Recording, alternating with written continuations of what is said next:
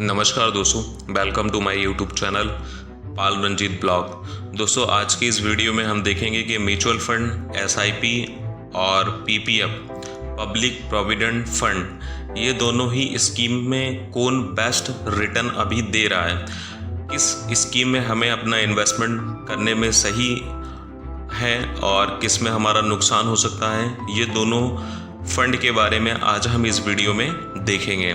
तो दोस्तों, अगर आप अभी चैनल पर नए हैं तो चैनल को सब्सक्राइब कर लें। इसके ऊपर आपको फाइनेंस, इंश्योरेंस और इन्वेस्टमेंट से रिलेटेड ही वीडियोस देखने को मिलती हैं। दोस्तों, इन दोनों फंड्स के बारे में समझने से पहले हम ये समझते हैं कि ये दोनों फंड काम कैसे करते हैं। तो सबसे पहले हम देखते हैं एसआईपी। एसआईपी म्यूचुअल फंड का ही एक अंग है, सिस्टमैटिक इन्वेस्टमेंट प्लान। एसआईपी के माध्यम से भी आप म्यूचुअल फंड में ही निवेश कर सकते हैं। एसआईपी के माध्यम से आप हर महीने कुछ निश्चित राशि का आप म्यूचुअल फंड में निवेश करते हैं, जो बाजार के उतार और चढ़ाव को ध्यान में रखते हुए आप इसमें इन्वेस्टमेंट कर सकते। क्योंकि अगर आप मंदी में ज़्यादा यूनिट्स खरीदते हैं तो जब भी मार्केट में तेज़ी आती है तो आप उसे बेच सकते हैं, जिससे आप अच्छा रिटर्न प्राप्त कर सकते हैं। अब हम देखते हैं कि पब्लिक प्रोविडेंट फंड, पीपीएफ, ये स्कीम किस प्रकार से काम करती है। पीपीएफ एक सरकारी गारंटीड बचत योजना है। इसमें रिटर्न आपको निश्चित हैं। ये सरकार द्वारा प्रत्येक तिमाही में इसके रेट ऑफ इंटरेस्ट निर्धारित किए जाते हैं कि आपको कितने % इस स्कीम के अंदर ब्याज मिलेगा। तो दोस्तों, इस स्कीम के लिए सेंट्रल गवर्नमेंट के द्वारा अभी 7.1% का रेट ऑफ इंटरेस्ट दिया गया है और इस स्कीम में आपको 15 साल का एक लॉक इन पीरियड भी मिलता है। दोस्तों, ये दोनों ही स्कीम के अंदर कुछ डिफरेंस हैं, अभी हम इस वीडियो में ये देखते हैं। पीपीएफ और एसआईपी, अगर हम रिटर्न की बात करें तो पीपीएफ में आपको गारंटीड 7.1% का अभी रिटर्न आपको मिल रहा है, लेकिन एसआईपी ये बाज़ार से जुड़ा हुआ है, इसके अंदर कोई फिक्स रिटर्न नहीं है, आपको मार्केट के अकॉर्डिंग रिटर्न मिल सकता है। अगर आप इस पे इन्वेस्टमेंट के ऑप्शंस देखते हैं तो पीपीएफ एक सरकारी स्कीम है और इसके अंदर सरकार के द्वारा ही स्थापित की गई है और उनके अकॉर्डिंग ही ये काम करती है। एसआईपी एक म्यूचुअल फंड्स हब है, यहाँ पर बहुत सारे फंड्स लोगों के आते हैं और उसे फंड मैनेजर द्वारा मार्केट में अलग अलग कंपनियों में इन्वेस्ट किया जाता है।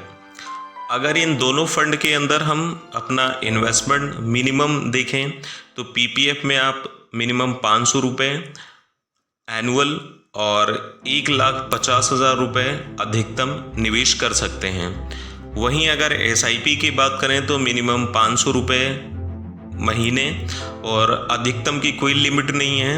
आपके पास जितना भी फंड बैलेंस है उसके अकॉर्डिंग आप उसमें अपना इन्वेस्टमेंट कर सकते हैं। अगर लॉक इन पीरियड की बात करें तो 15 साल न्यूनतम पीपीएफ के अंदर आपका लॉक इन पीरियड रहेगा और 5 साल के बाद आप उसमें अलग से उसे बढ़ा भी सकते हैं 5-5 साल तक टेन्योर के साथ। एसआईपी में 6 महीने से लेकर के 20 साल तक की आपको एसआईपी मिल जाएगी।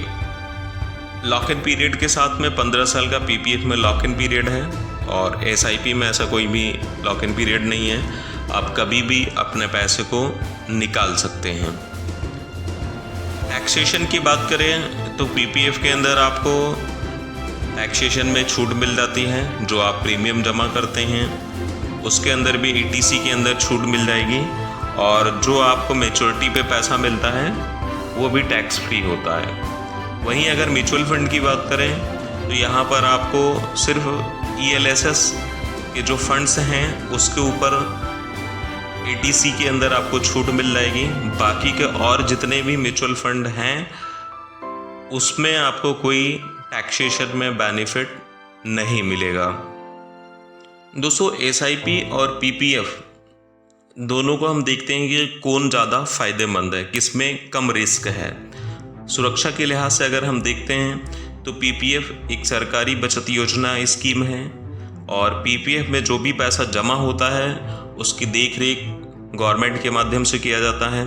गवर्नमेंट ही उस पैसे के ऊपर जो आप जमा करते हो उस पर ब्याज देती है और वही उस पैसे को इन्वेस्ट भी करती है। तो पूरी तरीके से अगर हम देखते हैं तो जो भी पीपीएफ के अंदर पैसा आपका जमा होता है वो पूरा का पूरा पैसा सेंट्रल गवर्नमेंट के अंडर होता है, तो वहाँ पर फ्रॉड होने के चांसेस बहुत कम होते हैं या फिर ना के बराबर होते हैं। वहाँ पर कोई फ्रॉड आपके साथ हो ही नहीं सकता है। वहीं दूसरी तरफ अगर दोस्तों हम देखते हैं म्यूचुअल फंड में पैसा जोखिमों के अधीन है। फंड द्वारा रखे गए शेयरों की कीमतों में बदलाव के कारण इक्विटी फंड का मूल्य लगभग हर दिन बदलता रहता है। बॉन्ड की कीमतें के अंदर भी बदलाव होता है। तो इस तरीके से कभी भी आपके जो फंड है अप डाउन होता रहता है, क्योंकि ये बाज़ारों के अधीन है, इसमें कोई भी फिक्स चीज़ें नहीं हैं।